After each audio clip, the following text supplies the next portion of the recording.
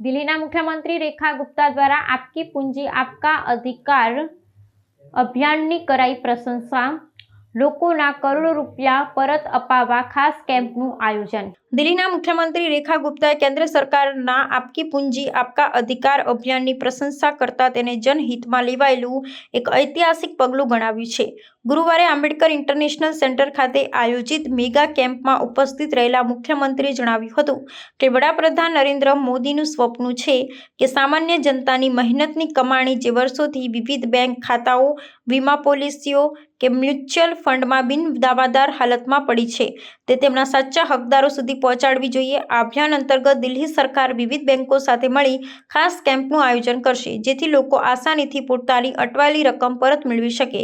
રેખા ગુપ્તાએ માહિતી આપતા કહ્યું, અત્યાર સુધીમાં આ અભિયાન હેઠળ લોકોને આશરે 85 કરોડ રૂપિયા સફળતાપૂર્વક પરત કરવામાં આવ્યા છે। તેમણે આ યોજનાને સ્વચ્છ દાનત અને સાચી નીતિનું ઉત્તમ ઉદાહરણ ગણાવતા કહ્યું કે આનાથી સરકાર અને સામાન્ય જનતા વચ્ચેનો વિશ્વાસ વધુ મજબૂત થશે તેમજ નાણાકીય વ્યવહારમાં પારદર્શિતા આવશે। કેન્દ્રીય નાણાં મંત્રાલય દ્વારા શરૂ કરાયેલું આ રાષ્ટ્રવ્યાપી અભિયાન આગામી 3 મહિનામાં દેશના દરેક જિલ્લા સુધી પહોંચશે।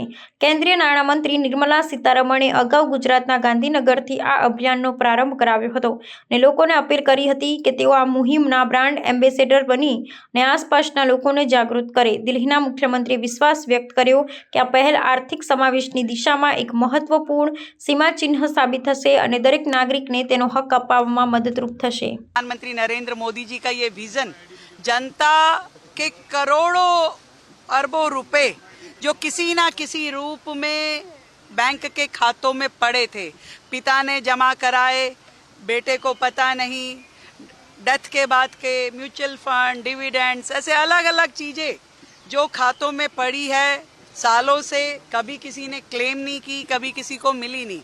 ऐसी पहल अपने आप में बहुत अनोखी है और जनता के हित की है कि जनता का पैसा, उसकी पूंजी उसको मिल पा रहा है।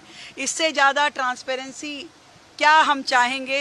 मैं समझती हूँ ये जो नीयत भी साफ होना और नीति भी साफ होना, इसका सबसे सर्वश्रेष्ठ उदाहरण ये है कि आज जनता को उसके पैसे मिल पा रहे हैं। 85 करोड़ रुपए की पेमेंट अभी तक हमारी केंद्र सरकार के वित्त विभाग और इन बैंकों के माध्यम से लोगों को मिली है और दिल्ली सरकार भी 100% इस पॉलिसी के तहत काम करते हुए जहाँ जहाँ दिल्ली के लोगों का पैसा है बैंकों के साथ मिल करके हम कैंप लगाएंगे और जनता को उनके हित का, उनके हक का ये पैसा